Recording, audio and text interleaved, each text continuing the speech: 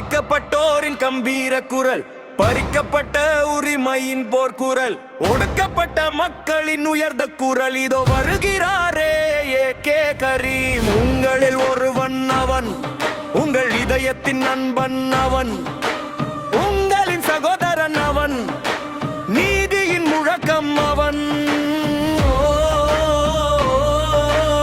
எங்களின் ஏகே கரீம், மக்களின் நம்பிக்கை கரம்.